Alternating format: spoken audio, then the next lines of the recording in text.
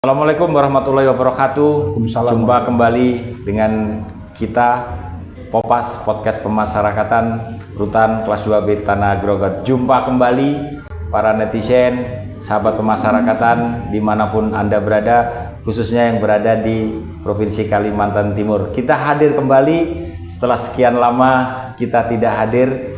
Syukur alhamdulillah hari ini sudah hadir di depan kami. Beliau adalah Bapak Dr. Sahroni Ali selaku Kepala Bidang Pelayanan dan Pembinaan Kantor Wilayah Direktorat Jenderal Pemasyarakatan Kalimantan Timur. Ini kira-kira apa ini yang akan kita berikan informasi, literasi, edukasi mumpung beliaunya hadir di Rutan Tanah Grogot. Langsung saja kita tanya kepada beliau. Selamat siang. Selamat siang, Pak Rutan. Siap. Pak Kabid baru kurang lebih 1 bulan. Yeah. 1 bulan menduduki jabatan selaku Kepala Bidang Pelayanan Pembinaan di Kanwil di Jenpas Kalimantan Timur nih. Ini saya senang sekali nih dikunjungin ini. Kira-kira apa ini penyebab Pak Sahroni Ali ini berkunjung ke Rutan Tanah Grogot ini? Terima kasih Pak Karutan sebagai pemandu acara. Khusus. Biasanya ada host ini, merasa, karena Pak Kabid yang hadir, saya harus menekan langsung ini. Saya merasa tersanjung bahwa saya diberikan kesempatan untuk mengikuti podcast yang ada di Rutan Tanah Grogot, luar biasa. Dan kenapa sehingga kami tim dari Kanwil, ini ada tim dari pembinaan dan tim keuangan dan balai milik negara, khusus bagian TUM mengunjungi juga bersama-sama kami dalam hal Monef di Rutan Tanah Grogot, di mana melakukan pengawasan, barangkali memberikan masukan, tambahan dalam hal administrasi di Rutan Tanah Grogot, di mana kami tahu bahwa Rutan Tanah Grogot menuju WBK. Tentu secara administrasi kita intent terhadap administrasi tersebut. Nah, kenapa sampai ke sini itu penting pertanyaannya, karena pertama langsung dari perintah pimpinan Pak Kanwil kita bahwa Tanah Grogot merupakan salah satu UPT di Kalimantan Timur yang menurut beliau bisa didorong untuk kemajuan UMKM dan ketahanan pangan, di mana kami turun langsung tadi pagi, mulai start kita kunjungi mulai dari UMKM dan ketahanan pangan perkebunan, kemudian yang tidak kalah pentingnya pemeliharaan ayam petelur, di mana 205 ayam petelur itu bertelur semua dan sehat-sehat, segar-segar. Tadi kami langsung juga panen, di mana panen itu langsung sekali lewat itu langsung penuh dan luar biasa sekali. Kami sangat terkesima dan terpesona melihat ketahanan pangan UMKM di Rutan Tanah Grogot. Dan tidak kalah pentingnya lagi sebagai unggulan yang paling mendominasi yang menurut saya tidak dimiliki oleh UPT lain, yaitu pembuatan arang. Ini sangat menunjang bagaimana pelaksanaan pembinaan bagi narapidana, kegiatan kemandirian itu sangat menunjang. Apa yang saya maksud di sini adalah bahwa pembinaan kemandirian melalui pembuatan arang ini tidak main-main rupanya yang dilaksanakan oleh Karutan, yaitu bisa menghasilkan dalam 1 bulan 4 ton arang yang bisa rencananya akan dikirimkan ke luar negeri. Dan ini menjadi proses yang luar biasa, dan saya melihat Pak Karutan tidak habis ide dalam hal ini. Saya menyaksikan betul bahwa kegiatan yang sederhana menjadikan kegiatan internasional. Kenapa saya bilang begitu? Dan ini kegiatan yang masuk akal, di mana kita membutuhkan kayu yang tidak layak pakai, kita bakar, kemudian menggunakan sumber daya yang kita miliki yaitu narapidana, sehingga apa yang kita inginkan bakar itu, kayu bakar itu jadi arang yang super baik kualitasnya. Kenapa saya bilang begitu? Cara proses penanganan pembuatan arang itu sedemikian rupa yang dimasukkan dalam tanah seperti goa itu. Saya baru kali ini melihat Pak Karutan. Luar biasa sekali, dan saya belajar tidak mengeluarkan uang sebanyak-banyaknya, bahkan mungkin tidak mengeluarkan uang menurut saya. Apa yang ada di sumber daya sekitarnya bisa dijadikan bahan bakar. Dan ini tentu saya percaya Rutan Tanah Grogot akan membuat yang lebih baik, dan ini saya yakin akan diterima oleh pihak ketiga dalam kelangsungan kerjasama. Kenapa itu? Karena saya melihat ide ini patut diacungi jempol dan bisa ditiru oleh UPT lain, karena memang kayu bakar ini mudah didapat dan tidak mengeluarkan dana sebesar-besarnya. Tentu sumber daya kita banyak untuk itu. Nah, saya sangat terkesima bahwa kayu bakar idenya bisa juga menjadikan uang dan bisa bermanfaat bagi narapidana juga. Premi. Dan iya, premi itu. Jadi, wah, saya jadi, mohon maaf, saya berapa kali jadi KPT, ide ini bahkan sampai pensiun pun akan saya buat ini, kayu bakar ini. Kenapa? Karena memang gampang diperoleh gitu. Itu Pak Karutan. Jadi, saya melihat ide ini sangat baik sekali. Dan saya lihat mendukung alamnya di Rutan Tanah Grogot ini. Dengan luas tanah yang sebagian rupa lebih kurang 1 hektar lebih ya, 1,5 hektar bisa digunakan oleh Pak Karutan di sedemikian rupa menjadi kayu bakar. Saya terpesona melihat bagaimana kalau ini ada penambahan lagi nih, saya lihat dari 5 menjadi 5 lagi akan berkembang nanti. Ya, tentu untuk tungku arangnya. Ya, jadi apa namanya? Bisa 8 ton nanti. Ya, dalam bulan. 1 bulan bisa 8 ton. Bayangkan apabila ada kunjungan dari pihak ketiga maupun dari instansi lain, dinas peternakan, dinas yang menunjang ketahanan pangan melihat itu, saya saja yang setiap hari melihat, tapi melihat itu tergugah hati saya untuk membantu. Apalagi notabene orang lain yang punya kegiatan untuk memajukan instansi lain. Dan ini luar biasa sekali, dan kita dari pihak Kanwil sangat mendorong untuk pertama WBK, yang kedua menjadi unggulan dari Kalimantan Timur untuk meningkatkan program Bapak Menteri kita, khususnya untuk produk-produk ekspor ini. Iya, khususnya. Jadi 13 akselerasi itu ada di Tanah Grogot. Mantap. Terima kasih ini Pak Ron. Ini saya agak nggak enak, ini kepala saya agak besar jadi agak berat. Tapi itu kan tentu dengan usaha yang sangat berat dan bukan gampang dengan waktu 4 bulan. Ya, maksudnya dipuji ini kepala saya jadi besar kepala ini. Enggak, pujian itu ada data dukung, ada data dukung. Real begitu. Real begitu. Objektif ini ya, Pak Kabit menilainya baik sih. Bukan karena satu angkatan, tetapi iya. Objektif ketika kita melihat ke lapangan memang betul-betul itu terlaksana. Bagaimana saya lihat seluruh pegawai sangat mendukung program Pak Karutan dengan apa istilah Pak Karutan tadi, kalau nggak ada pasukan tempur saya nggak bisa juga saya begini. Memang artinya betul. Pasukan tempur yang ada di pegawai ini semua mendukung apa yang diciptakan oleh Pak Karutan. Misi visi Pak Karutan itu jelas didukung oleh anak buah, dan itu menjadikan modal semangat Pak Karutan untuk membuat ide yang lebih baru lagi. Itu yang saya pikir. Kebetulan itu di bagian saya, jadi saya support, dan ini akan menjadikan bekal laporan saya kepada pimpinan bahwa Rutan Tanah Grogot dapat diacungi jempol untuk kita dorong menjadi lebih baik lagi untuk menjadi ikon, bahkan ikon di Kalimantan Timur, khususnya UPT Pemasyarakatan Rutan Tanah Grogot. Mantap Pak Karutan. Terima kasih nih Pak Roni ini. Mungkin ada sedikit tambahan informasi tadi, gimana rasanya ini ngambil langsung dari telur yang baru menetas tadi agak anget-anget. Tolong diceritakan dong. Saya jujur saya pikir pada saat saya masuk ke ruangan itu mana bersih.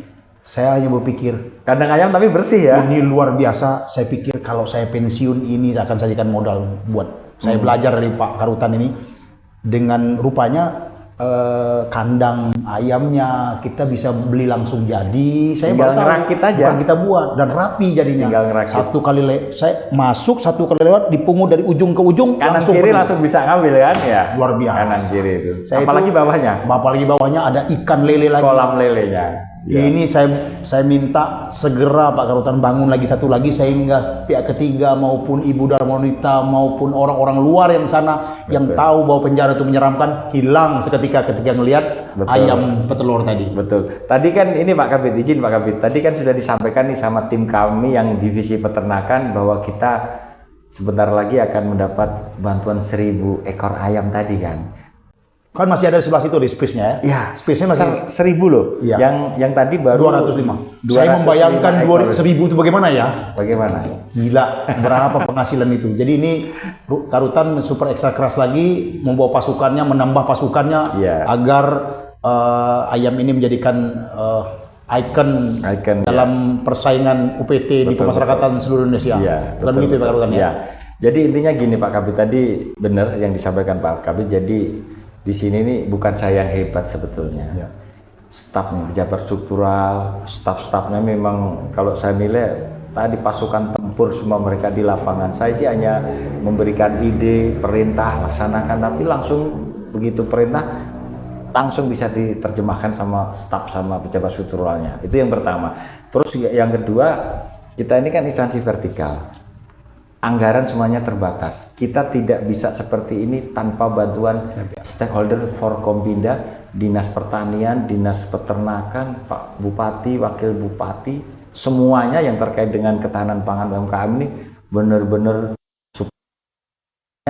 syukur alhamdulillah ini kita kolaborasi, mungkin silaturahmi kami membentuk kayak sebuah relasi yang positif, saling dukung mendukung. Karena sempat saya sampaikan juga ke beliau Pak Wakil Bupati, mayoritas warga binaan kami ini orang Kabupaten Pasar di Tanah Grogot ini.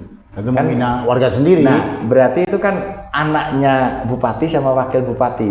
Iya. Saya sering ngomong kemarin bercanda, Bapak ini Bapak kandungnya. Kalau saya Bapak tirinya aja, karena sementara di sini Bapak punya tanggung jawab. Tanggung jawabnya apa?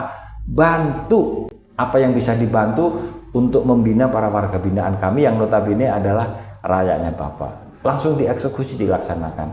Terus besok Senin akan dilaksanakan rehab. Fungsinya Pak Kabit juga ini 50 orang selama 3 minggu untuk rehab pengguna biasa ke depan.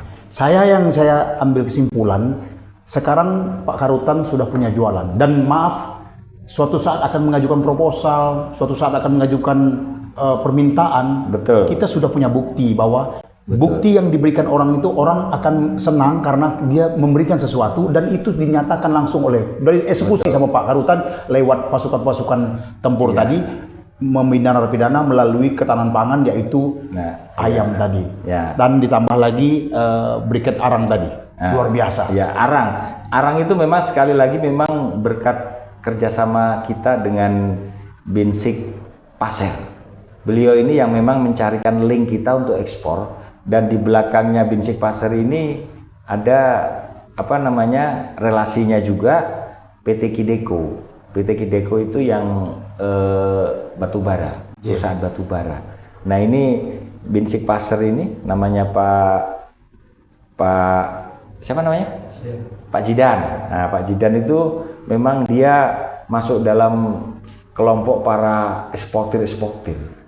Jadi nanti nggak hanya ini aja, hari ini kan di Korea, besok bisa lagi ke Arab, luar biasa. Besok lagi kemana? Karena rekanan kita kerja ini memang pertanyaan saya, apakah di urutan Tanah Grogot ini ada kelompok tani? Ada kelompok tani. Ya.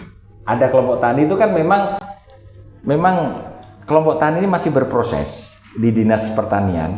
Kalau nanti sudah terdaftar, itu nanti akan masuk ke aplikasinya namanya Simlohtan. Simlohtan itu adalah kelompok tani yang sudah terdaftar di Kementerian Pertanian. Nah, ini salah satu syarat bantuan. Nah, mungkin Pak Kabit lebih paham lah. Tidak akan mampu dikucurkan kalau kita nggak punya wadah pertanian tadi yang sudah terdaftar. Itu yang menjadikan ide saya. Proposal PKN 2 Mau saya. PKN ya? Iya. Jadi saya membuat kebijakan bahwa setiap UT wajib membuat kelompok tani. Kenapa hal ini perlu? Karena ketika ada kelompok tani, maka bantuan yang seperti Pak Rutan sampaikan tadi wajib, karena syarat untuk dibantunya kita adanya kelompok tani, karena ada klausul yang menyatakan itu. Tapi kalau pengkucuran dana dari Pemda bahwa nggak ada kelompok tani itu nggak bisa, pertanggungjawabannya nggak bisa. Tapi kalau ada kelompok tani bisa. Betul. Ini menjadikan kebijakan setiap UPT. Walaupun ini sudah ada wacana ini, tetapi pelaksanaannya saya merasa minim pelaksanaan ini di UPT masih. Maka kebijakan ini penting nanti melalui forum pimpinan nanti saya akan menyampaikan bahwa kebijakan untuk membuat kelompok tani setiap UPT itu penting menurut saya. Penting. Dan saya sudah melaksanakan di UPT sebelumnya, Pak. Karena di Masohi, di Maluku sudah masuk itu database-nya itu ya, tinggal tunggu. Berarti kemarin saya pindah ke berarti tahun ini udah cair. Saya buatnya akhir tahun kemarin, sudah masuk, itu dicek semuanya. Gak gampang. Itu kan aplikasinya tinggal kecamatan mana, desa mana kelompok tani yang sudah terdaftar itu muncul semua. Jadi itu bisa ada. Keuntungan lagi kelompok tani itu kita sumber daya untuk melaksanakan pembimbingan pendidikan mengenai ketahanan pangan itu nggak bisa kita sendiri, nggak bisa. Harus ada dari ahli-ahli dari luar, dari lapas kita, rutan kita. Jadi itu yang mendukung kelompok tani itu sehingga orang mau masuk memberikan pendidikan dan pelatihan di dalam hal ketahanan pangan. Itu yang saya ide saya untuk membuat kebijakan itu. Pimpinan harus tahu ini, harus membuat ide itu, dan ini dimulai oleh Tanah Grogot. Itu yang saya senang. Mantap. Demikian ya. Mantap. Intinya ini closing statement sebelum kita tutup podcast kita kali ini. Kira-kira apa ini? Mungkin untuk masukan saran untuk kami ini. Closing statement saya adalah rutan Tanah Grogot ini berada di ujung. Seperti rutan-rutan yang lain ada di ujung, tapi ini ujung di bagian yang lain. Maksud saya di daerah perkampungan. Tetapi misinya adalah internasional. Jadi kami dari Kanwil, khususnya bidang pelayanan dan pembinaan, mendukung bahwa rutan Tanah Grogot ini bisa go internasional, khususnya di bidang UMKM dan ketahanan pangannya. Yaitu salah satu tolak ukur, saya lihat tolak ukurnya adalah dibangunnya camp pembuatan arang, yang notabene saya lihat 5 menjadi 5 lagi nanti 10. Jadi 10, yang tadinya hasilnya 4 ton dalam 1 bulan, kalau dibangun satu lagi menjadi 8 ton 1 bulan. Coba kita bayangkan dengan kerja keras, apalagi ditambah waktunya untuk melakukan pekerjaan mulai dari pagi jam sekian, pakai waktu sekian, di manajemennya diperbaiki lagi, maka 8 ton itu menurut saya bisa menjadi 12 ton. Jadi itu harapan kami bahwa rutan Tanah Grogot walaupun di kampung tetapi skala pekerjaannya skala internasional. Itu closing statement saya. Terima kasih. Ini berarti benang merahnya ketemu ini. Memang untuk rutan Tanah Grogot nih Pak Kabid, tagline tahun ini adalah rutan produktif. Mantap. Kita tunggu apakah PNBP kita naik atau masih sama. Tolok ukur keberhasilan ketahanan pangan kan tolok ukurnya di situ. Itu. Jadi bukan dibuat-buat ya. Bukan dibuat-buat. Kita coba kalau memang kami berhasil, otomatis di tahun depan semakin naik PNBP. Marga binaan. Bukan cuma slogan aja pendidikan sekedar lewat. Bukan. Jadi intinya mungkin bagi para netizen ini, sahabat Popas, bahwa perlu saya sampaikan ini karena bentuk podcast ini adalah untuk informasi, literasi, edukasi. Banyak yang para netizen yang belum tahu Pak Kabid, bahwa warga binaan juga berkontribusi positif kepada negara loh, melalui PNBP, pendapatan negara bukan pajak dari hasil karya-karya mereka selama dibina di dalam. Ini akan kita, nah ini sebetulnya sebagai bisa indikator pembinaan berhasil atau tidak, salah satunya tutup itu. Nanti Pak Karutan, harus kita yel-yelkan harapan dari Pak Dirjen kita. Oh siap. Coba ambil alih dulu Pak. Ambil alih. Salam pemasarakatan, pasti bermanfaat untuk masyarakat. Terima kasih. Assalamualaikum warahmatullahi wabarakatuh. Sampai jumpa di podcast berikutnya.